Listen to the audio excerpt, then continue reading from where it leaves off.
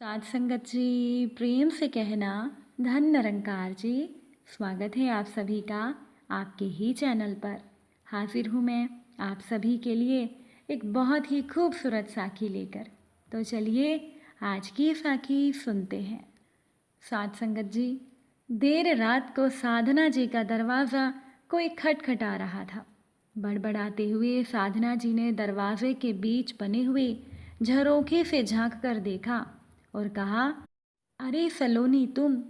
इतनी रात हो गई है, जानती हो रात के 2 बज रहे हैं। कोई काम है क्या? तब सलोनी ने कहा, आंटी जी, मेरे पिताजी की तबीयत खराब हो रही है, उन्हें अस्पताल लेकर जाना होगा। आप अंकल जी से कहिए ना कि वो अपनी गाड़ी से मेरे पिताजी को अस्पताल ले चले। बात को बीच में ही काटते हुए साधना जी ने कहा, बेटा, तुम्हारे अंकल जी की तबीयत भी खराब है। बड़ी मुश्किल से दवाई देकर उन्हें सुलाया है, ऊपर से गाड़ी भी ठीक नहीं। तुम एक काम करो, चौक पर चली जाओ, वहाँ तुम्हें कोई ऑटो या टैक्सी मिल जाएगा। इतना बोलकर साधना जी ने अपनी खिड़की बंद कर ली। ये सुनकर सलोनी की आंखें आंसुओं में भीग चुकी थी। रात के 2 बजे चौक पर सलोनी ने सोचा कि मेरे तो माता और पिताजी ने कभी 8 बजे के बाद मुझे घर से बाहर भी नहीं निकलने दिया। अक्सर मेरे बाबूजी मुझे समझाते रहते थे कि बेटा, ये वक्त असामाजिक तत्वों के बाहर घूमते हुए शिकार करने का ज़्यादा होता है। लेकिन सलोनी ने सोचा, आज तो मुझे बाहर जाना ही होगा। मैं माँ को ढाढ़स बंधा कर आई हूँ। मेरे माँ पिताजी मुझे बेटी नहीं बेटा मानते हैं, तो मैं पीछे कैसे हट सकती हूँ। इसीलिए सलोनी हिम्मत करके अपनी गली से बाहर सड़क की ओर जाने लगी कि तभी पीछे से उसे कुछ आवाज़ सुनाई दी। अरे कौन हो तुम? सलोनी ने घबराकर पीछे की ओर देखा तो गली के नुक्कड़ पर महीने भर पहले रहने आए नए पड़ोसी, जो कि रिक्शा चलाते थे, उनको खड़ा हुआ पाया। उन पड़ोसी ने सलोनी से कहा, अरे तुम तो हमारी गली के सुरेंद्र भैया की बेटी हो ना, इतनी रात को कहाँ जा रही हो?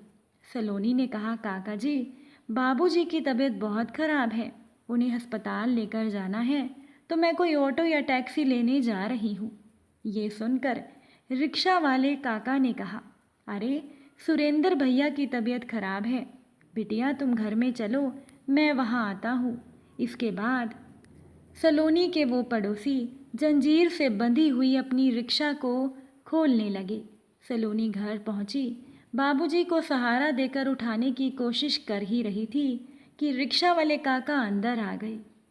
सहारा देते हुए सुरेंद्र जी को पकड़ते हुए रिक्शा वाले ने कहा, अरे बिटिया, कोई बात नहीं, सब ठीक हो जाएगा। अभी डॉक्टर के पास हम पहुंच जाएंगे।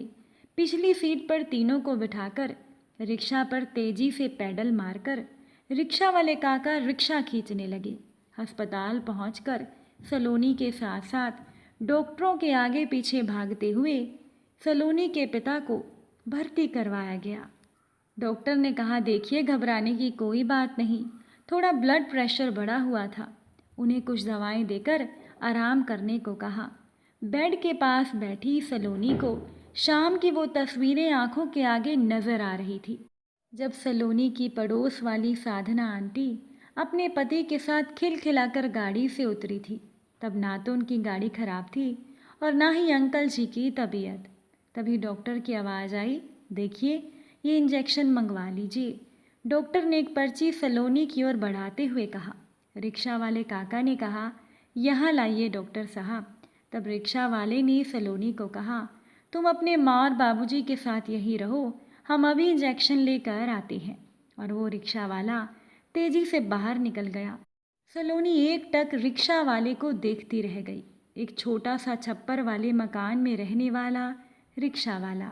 गली में सभी के घर 2-3 मंजिला थे। सभी के घरों में मार्बल पत्थरों की सजावट थी, तो किसी के यहाँ टाइल्स की।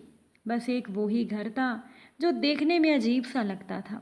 झोपड़ी नुमा घर, चारों तरफ छप्पर से ढका हुआ।